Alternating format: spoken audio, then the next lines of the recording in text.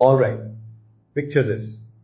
You wake before dawn, a thin blue light on jagged ridge lines, steam from your kettle, and then you open the tent to ankle deep mud because the site you chose was actually a drainage run. We've all been there.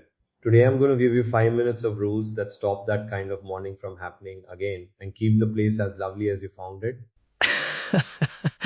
Oh, that mud. I've slept on a slope that turned into a slide at first light. Right, I know why you're smiling already, but do tell, what makes the difference between a dream stop and a soggy disaster? Simple rules actually. First, read the slope. A gentle, level patch is gold. If the ground is noticeably under your pad, you'll roll overnight or water will pool at the low side. Look for natural drainage lines and avoid them.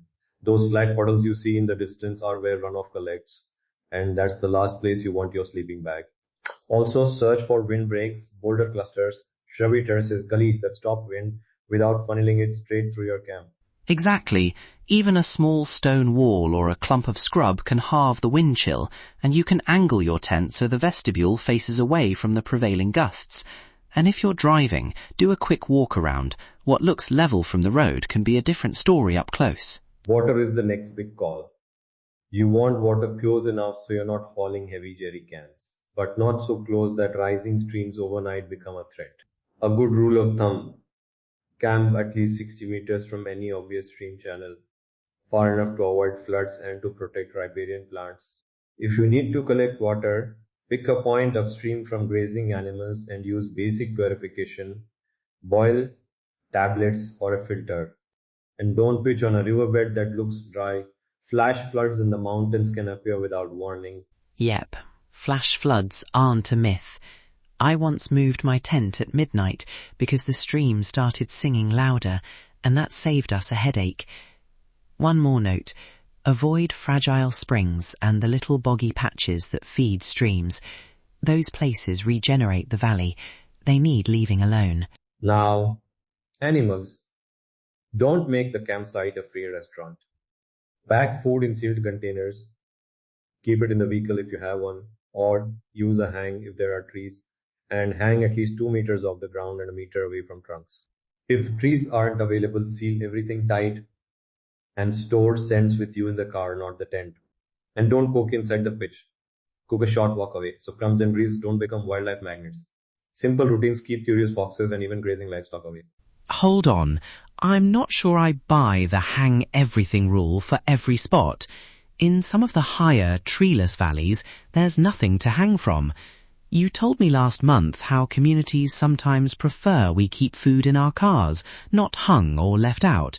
So isn't the best solution really location dependent? Good point. Let me think. You're absolutely right. There's no single fix for every landscape. When trees are absent, vehicle storage wins, or use sealable dry bags and a small lock box. The key is consistency. Whatever you choose, do it every time. And check with locals. If shepherds say keep food in vehicles, follow that. A polite question goes a long way. Speaking of asking, a short script that works. Walk up, greet in the local way, say you plan to pitch for the night, ask if that's okay and offer a small thank you. Most people appreciate the heads up. If someone says no, accept it and move. It keeps relations positive and prevents disputes. Also, avoid obvious grazing paths and corrals. Sheep and goats have routes they use without us even noticing. And then there's emergencies. Always have an escape route in mind. Look for a higher, quick exit that isn't overgrown. Mark it mentally. If the storm turns nasty, a shallow trench uphill from your tent can divert surface water. But don't dig into vegetation. Use loose gravel areas or existing rock ledges. Carry an emergency bivvy and a compact warm layer. The mountains are famous for quick temperature swings. If visibility fails, trust your GPS, but also note a visual landmark you can follow back to the car. Quick checklist moment. Call and response in your head. 1.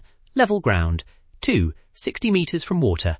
3. Windbreaks. 4. Food stored. 5. Permission asked. 6. Escape route. 7. Leave no trace. If you can run that fast in your head when scouting, you're golden. Those 7 things cover most surprises. Perfect. To add a couple of quick do not do's before we go, don't cut living vegetation for shelters. Avoid new fire scars. Use a stove and carry out all waste. If you need a small fire for warmth, use existing rock circles and make sure it's fully out cold to the touch before you leave. Respect is the big thing for the land, for wildlife, and for the people who live there. Right, respect every time. And if listeners want a practical aid, we've put together a printable campsite checklist on Travel Diary, a little sheet you can tuck in your pack and use on the road. It saves brain space when it matters. Also, subscribe if you liked this quick guide. We've got more short field tricks coming. Okay, rapid recap in plain English. Find a flat sheltered pitch. Keep away from drainage. Store food properly. Ask politely. Plan an escape. Protect water sources and leave no trace.